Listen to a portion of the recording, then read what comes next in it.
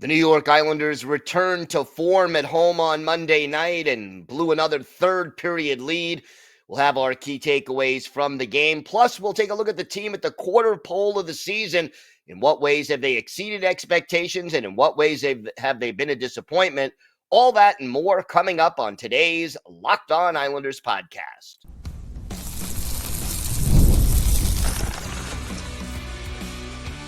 Your Locked On Islanders, your daily podcast on the New York Islanders. Part of the Locked On Podcast Network, your team every day. Welcome, everybody, to the Tuesday edition of the Locked On Islanders podcast, part of the Locked On Podcast Network, your team every day. I want to thank everyone who makes Locked On Islanders your first listen every day. Don't forget to subscribe on YouTube or wherever you get your podcasts so you get new episodes as soon as they drop. Today's episode is brought to you by your friends at FanDuel. You could start the season with a big return on FanDuel.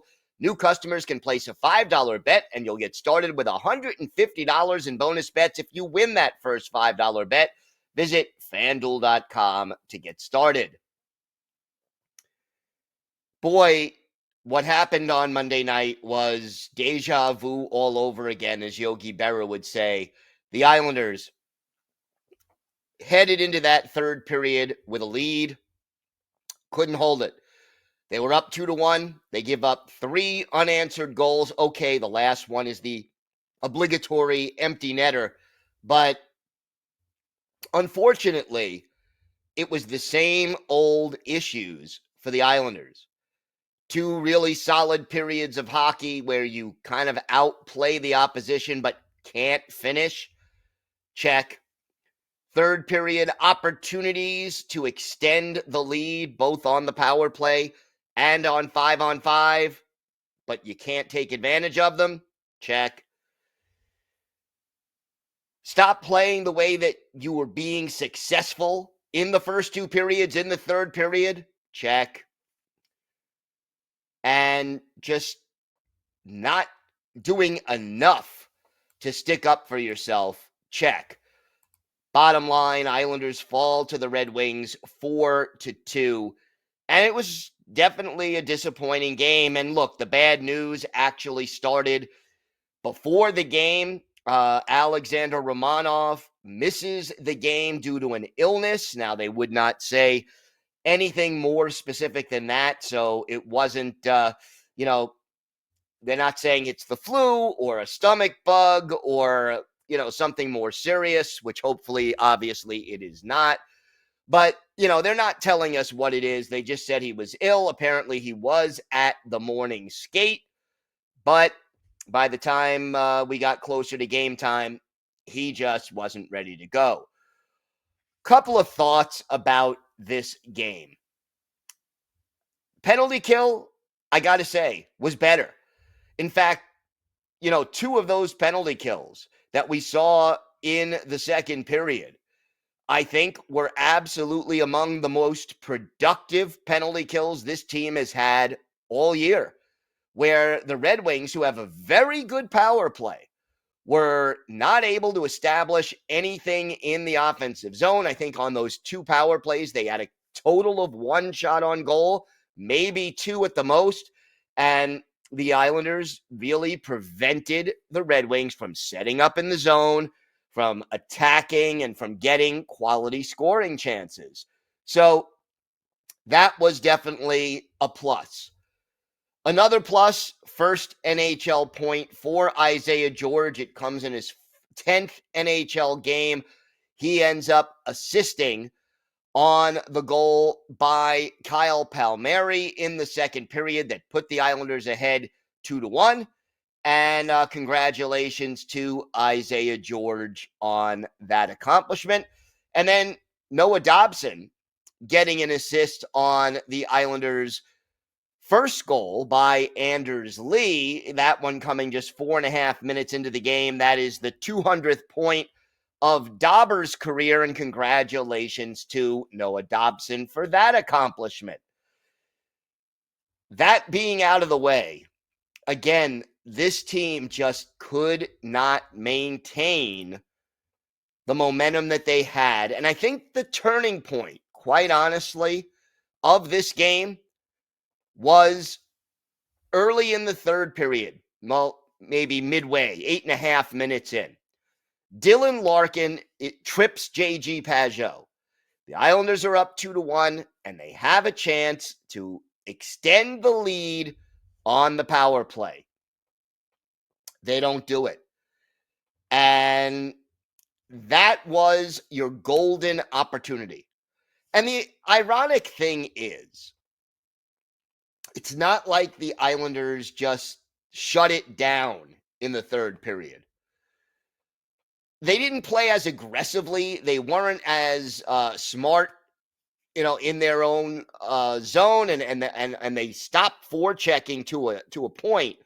But they weren't being dominated. They just didn't play smart hockey in their own zone again, and we end up with the same problem. Now, unlike a lot of past games, I got to say, Semyon Varlamov, on 2 of the 3 goals he allowed, I think he was a little too far back in his net.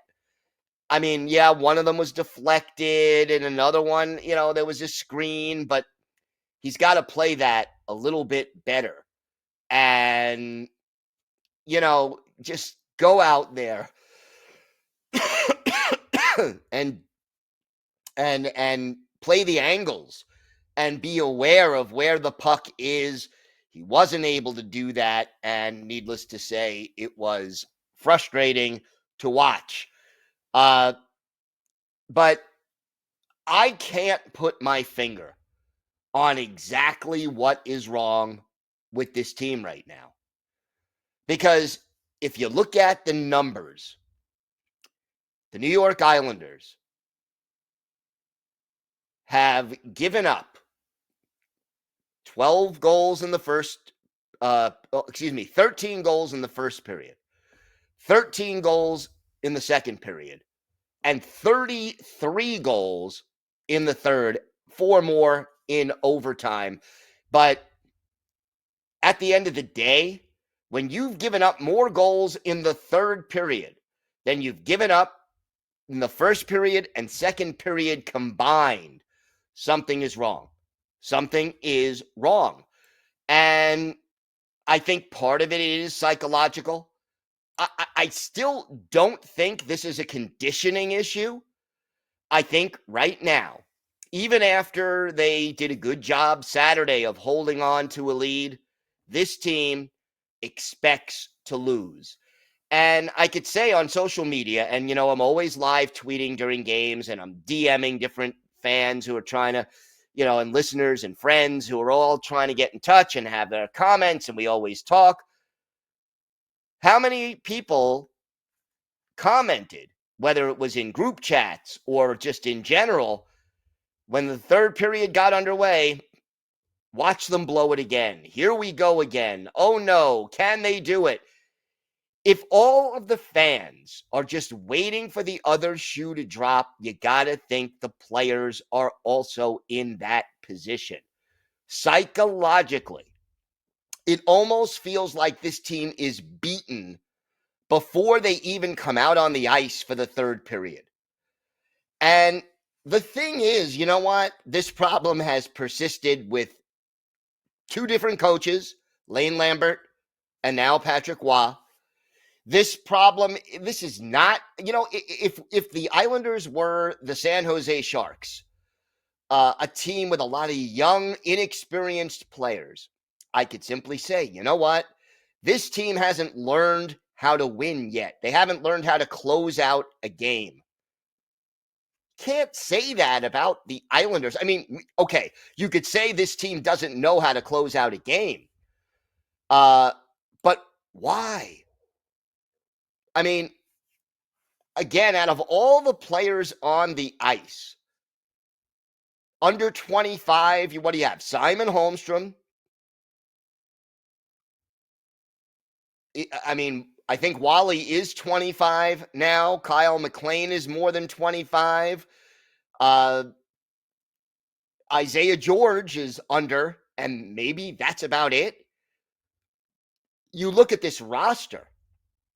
How many years have Kyle Palmieri, Bo Horvat, Anders Lee, Brock Nelson, J.G. Pageau, Ryan Pollock, Scott Mayfield, all of these guys, Casey Cizikas, they're experienced players. They've played multiple seasons and hundreds of games in this league. You can't tell me that this older roster that the Islanders have and keep bringing back doesn't know how to finish a game. And yet, almost every time this year, they go out there and they prove, no, they don't know how to finish a game. Are they not in good enough shape to finish a game? I can't say that for sure. Yes, they're an older team. Yes, they're a slower team. And maybe in the third period, that little bit of tiredness that any team is going to feel kind of catches up with them, in the sense that, they lose that little half a step. And for them, that is the threshold. You lose that half a step and you're in trouble. But here's the crazy thing. Coming into last night's game against the Red Wings, shots on goal in the third period, the Islanders have been outshot, again, not counting last night's game, 220 to 203 in the third period. It's not that big a margin.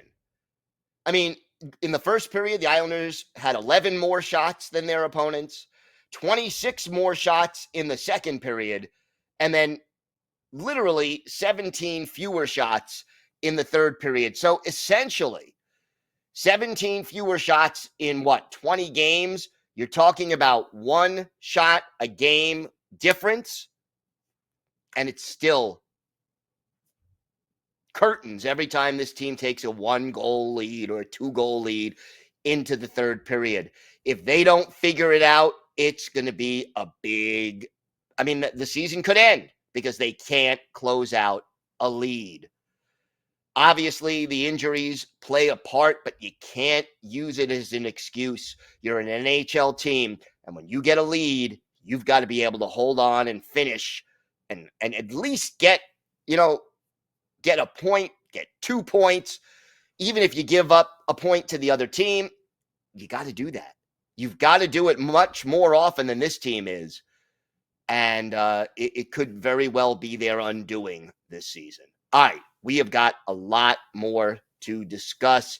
We have an injury update on a couple of players who are on IR. We also have we're going to talk about this team at the quarter pole of the season. In what ways have they exceeded expectations? In what ways have they disappointed? Plus, for our Islanders birthday of the day, a goalie who was with the Islanders in the early 2000s and really provided them with one spectacular season. Let's see if you can guess who that is. We've got all that and more coming up on today's Locked On Islanders podcast.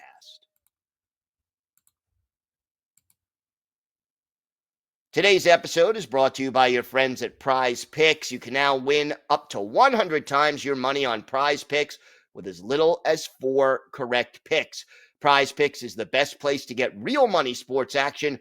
Join over 10 million users and sign up today. Prize Picks puts their members first, so all withdrawals are fast, safe, and secure. When my picks hit, I can get my money in as quick as 15 minutes.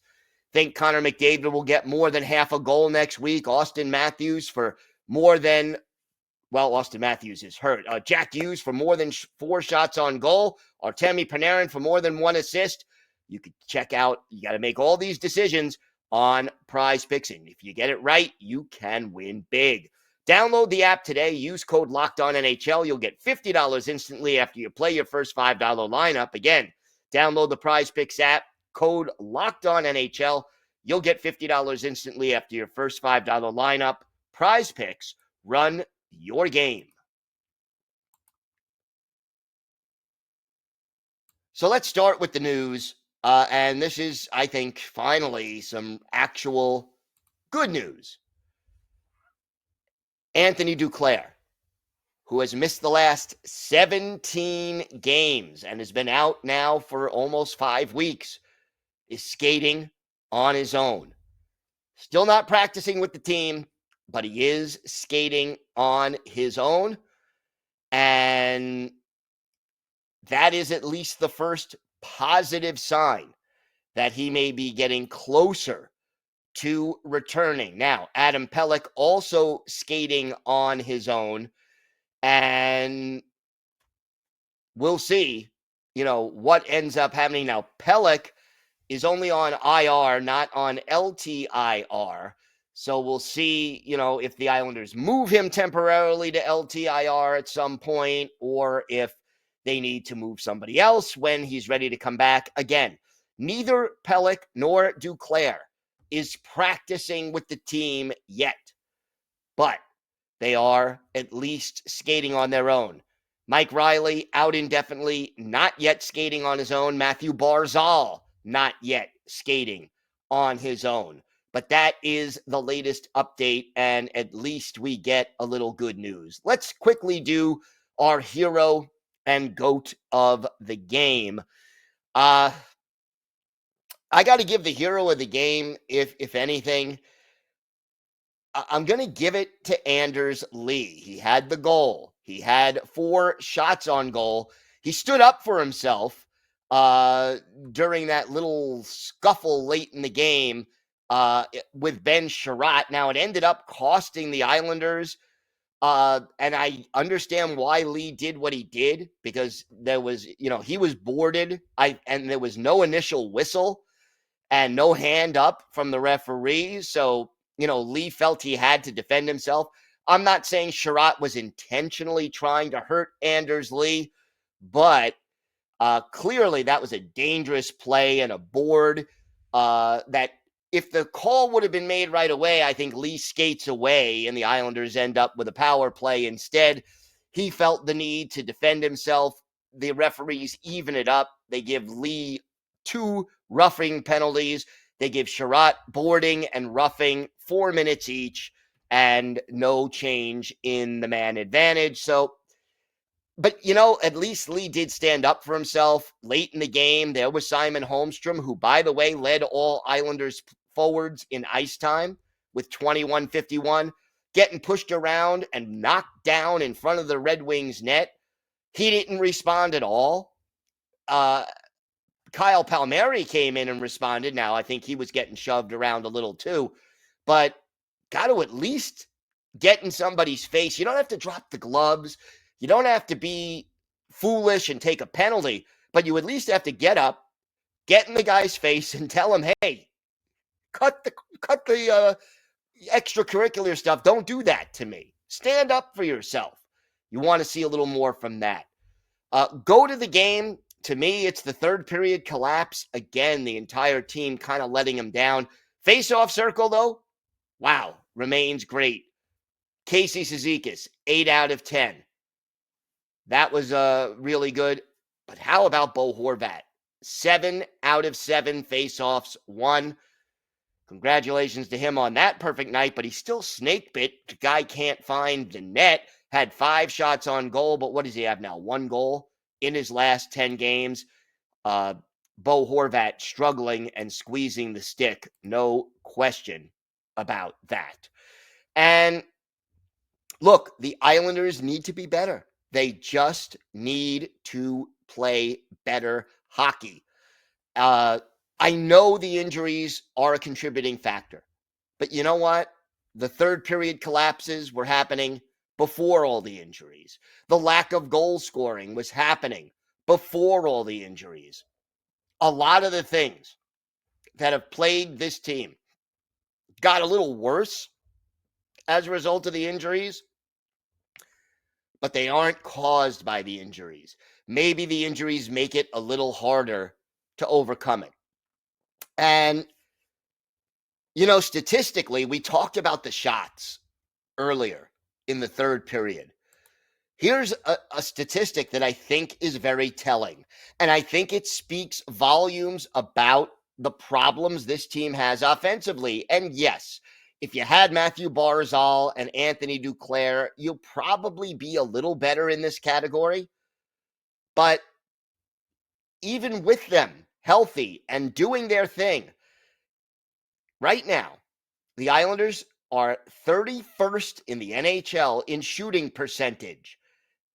Going into the game against the Red Wings, they were scoring on only 8.3% of their shots. So for every 1,000 shots on goal that the Islanders took, 83 would go into the net. So, you get everybody healthy. Maybe you go from 31st to 25th or 24th, but you're still going to be near the bottom. And that, to me, speaks about this team's lack of scoring depth and skill overall, top to bottom. That you don't take enough shots sometimes to begin with, but when you take them, they're not going in because you don't have the finishers you need to get the job done. And that goes back to the way this roster is constructed, and that goes back to Lou Lamoriello.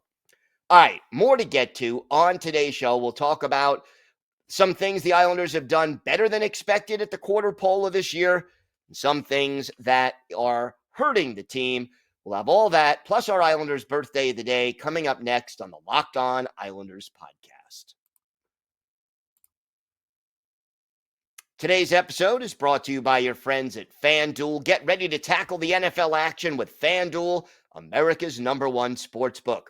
Because right now, new customers can bet $5 and get $150 in bonus bets if you win that first bet. The FanDuel Sportsbook app gives you everything you need to place live bets on the NFL all in one place.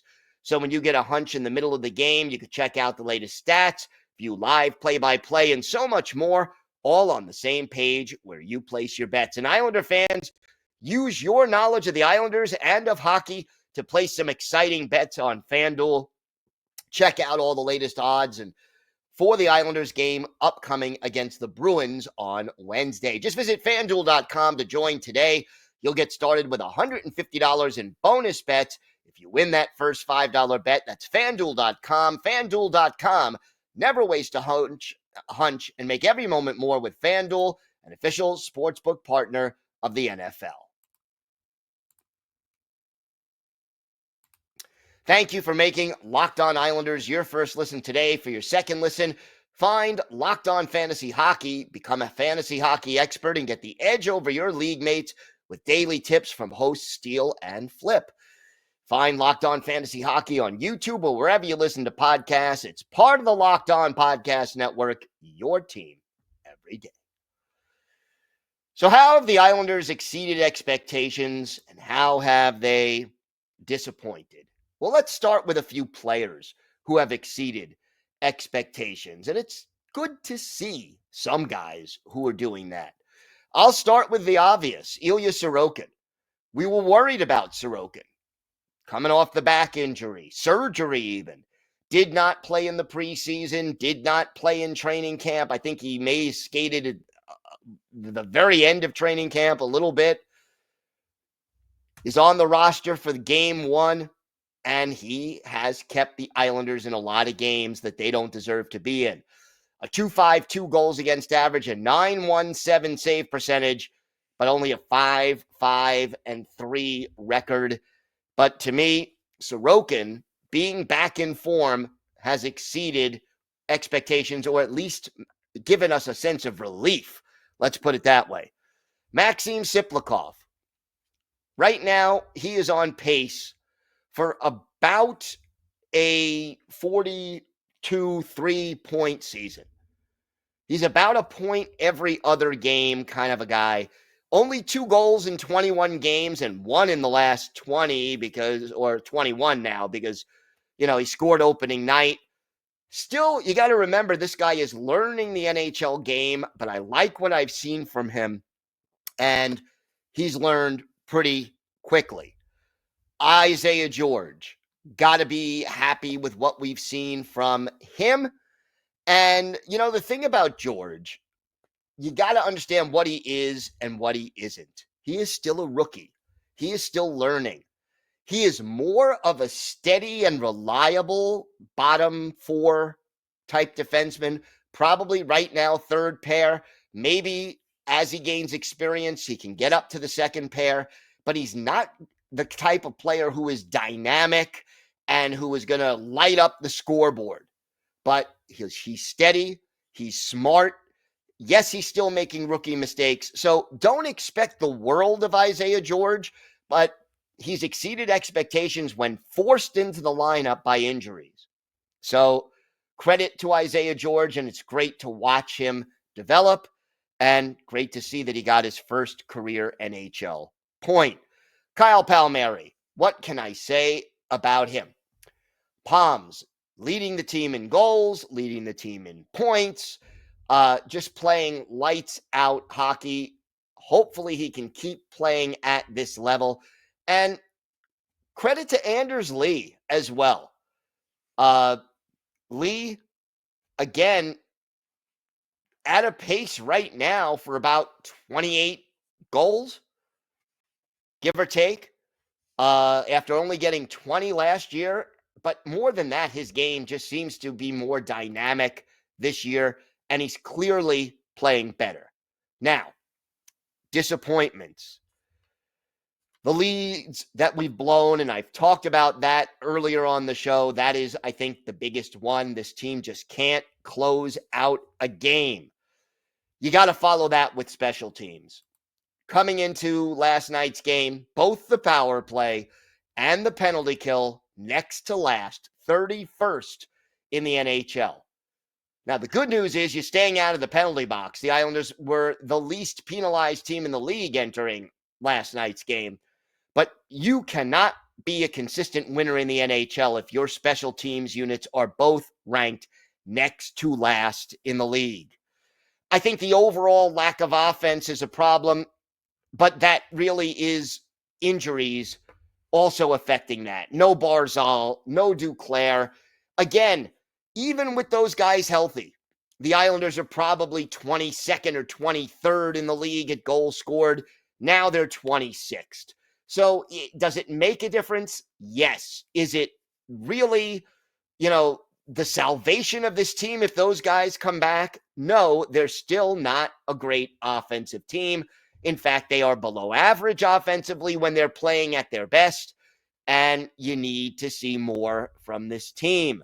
That has certainly been disappointing, and I have to mention Noah Dobson, especially his defensive play, but his offensive play as well.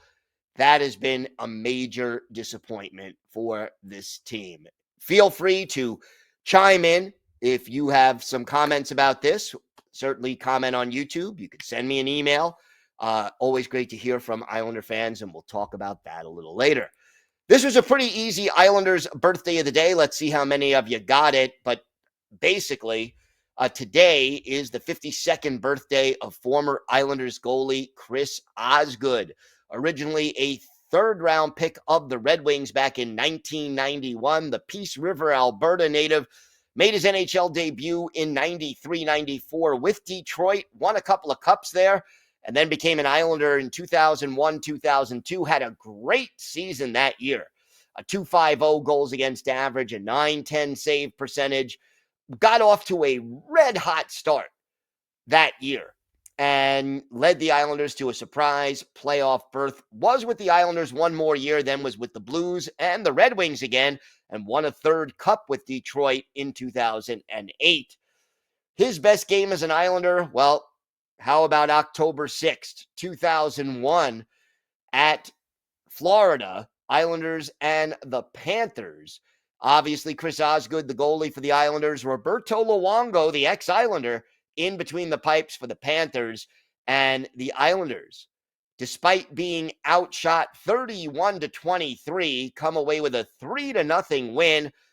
Chris Osgood getting his first shutout as an Islander, making 31 saves, and the Islanders win the game on goals by Alexei Yashin, Mark Parrish, and then an empty netter by Sean Bates. So, Chris Osgood, the Wizard of Oz, he is our Islanders' birthday of the day.